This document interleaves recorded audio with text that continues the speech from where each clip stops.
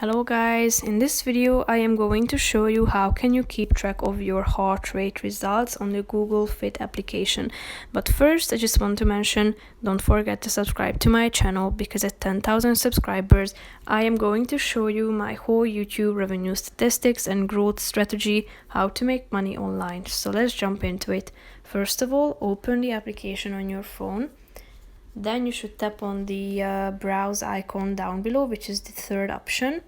Now tap on Vitals. Tap on Heart Rate box. Here you can see your heart rate results after you have measured your heart rate by the help of this application. So click on See Source Data and then you will see all the data entries. So the heart rate results that you have measured. So you can measure it by tapping on this plus icon, and you can add the data of the measurement by selecting the time, the exact date and time, and you can also add the result of the heart rate measurement.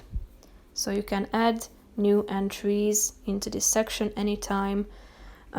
So that's pretty much it for this video. I hope you found it helpful. If you did, consider subscribing and see you in the next video. Bye bye.